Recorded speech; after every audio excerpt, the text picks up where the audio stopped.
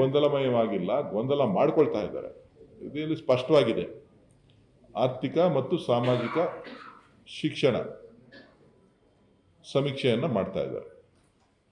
ಇದರಲ್ಲಿ ನಾನು ಕೂಡ ನಿನ್ನೆ ಒಂದು ಸಭೆಯನ್ನು ಕನಕಪುರದಲ್ಲಿ ನಾನು ಕೂಡ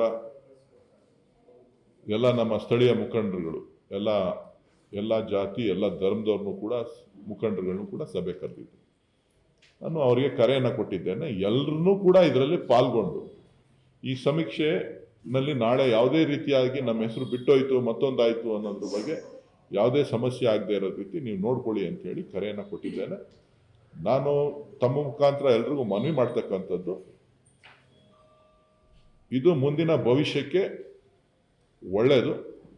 ಸೊ ಇವತ್ತೇನು ಸಮೀಕ್ಷೆ ನಡೀತಾ ಇದೆ, ಸಿಕ್ತವ್ರಿಗೆ ಎಲ್ಲನೂ ಸಿಗಬಾರ್ದು. ರಿಸರ್ವೇಷನ್ನು ಸಿಕ್ತವ್ರಿಗೆ ಎಲ್ರಿಗೂ ಸಿಗಬಾರ್ದು, ಬೇರೆಯವ್ರಿಗೂ ಕೂಡ ಸಿಗಬೇಕು. ಯಾರಿಗೆ ಸಿಕ್ಕಿಲ್ಲ ಅಂಥವ್ರಿಗೆ ಈ ರಿಸರ್ವೇಷನ್ಗಳು ಸಿಗಬೇಕು ಅಂತ ಅಂದಾಗ ಇಂತಹ ಸಮೀಕ್ಷೆಗಳು ಬಹಳ ಪ್ರಮುಖ ಪಾತ್ರವನ್ನು ವಹಿಸ್ತದೆ.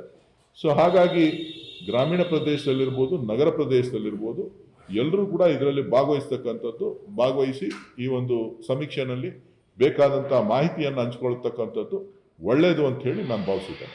ಸಮೀಕ್ಷೆಯಲ್ಲಿ ಮಾಹಿತಿ ಕೊಡೋದು ಕಡ್ಡಾಯ ಅಲ್ಲ ಅಂತ ಆಯೋಗ ಕೂಡ ಈ ರೀತಿ ಕಡ್ಡಾಯ ಅಲ್ಲ ಅಂತ ಸರಿಯಾದ ನಂಬರ್ ಬರೋದಕ್ಕೆ ಸಾಧ್ಯ ಇಲ್ಲ. ಕಡ್ಡಾಯ ಅಲ್ಲ ಅಂತಲ್ಲ, ಎಲ್ಲ ವಿಚಾರಗಳಲ್ಲೂ ಕೂಡ ಹೇಳೋ ಅಂತ ಅವಶ್ಯಕತೆ ಇಲ್ಲ ಅಂತಲ್ಲ. ಅಲ್ಲಿ ಸುಮಾರು 60 ಪ್ರಶ್ನೆಗಳನ್ನು ಕೇಳ್ತಾ ಇದ್ದಾರೆ.